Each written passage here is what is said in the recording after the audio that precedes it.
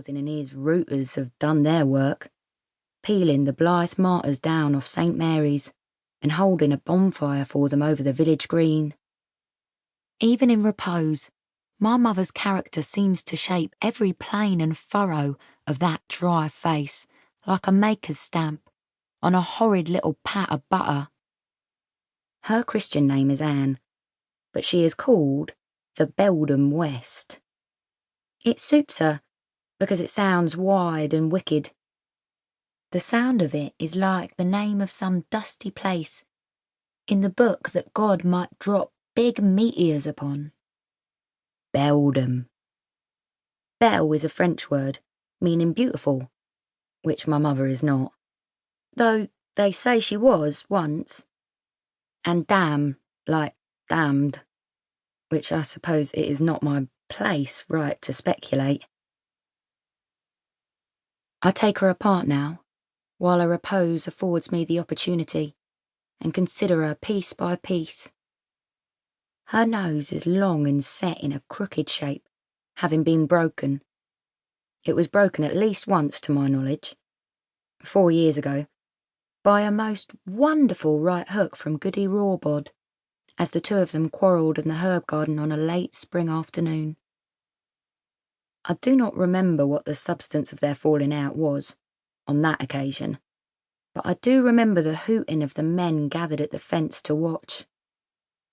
I remember the blow was struck.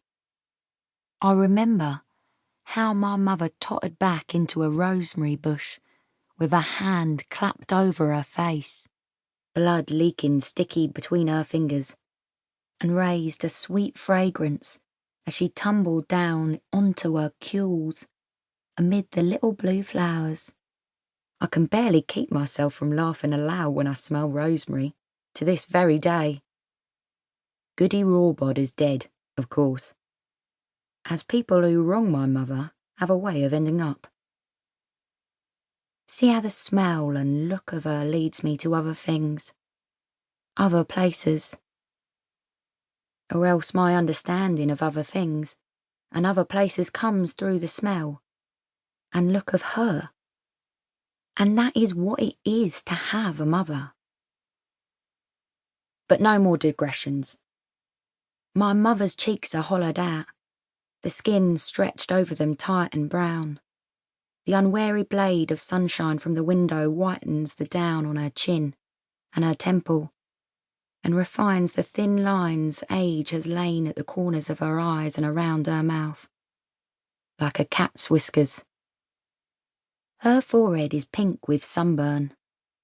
The skin around her neck is loose, as though those folds are easing into their good fortune at having been spared proximity to the cruel eyes and sharp tongue that so disfavour her among our neighbours. A neck like a fat hog's wattles, baggy and discoloured and appalling. The mouth is the worst thing. She holds her thin lips slightly open as she sleeps, and they are raw and dry at the corners, where a sediment has gathered. Looking in through this red opening, you can perceive her mouth's interior satin, and see how her teeth are stained from chewing tobacco, how the wet root of her tongue jostles as though she is dreaming a conversation, or more likely, a row.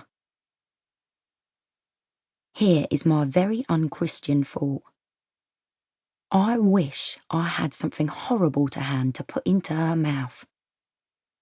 I imagine I am lowering a wriggling mouse between her lips by its pink tail, then clamping my hand down over it. Or no, a jar of hot horse's piss, a fistful of rabbit droppings, blood, pig's blood, hot from the slice. My mother's eyes open, and she says my name quietly. Rebecca? Beck? It is I. She mutters something I do not hear, and presses her hand to her temple. She groans. "Oh, never get old, Rebecca," she says. "Mind me, girl. I am all filled up with aches and pains."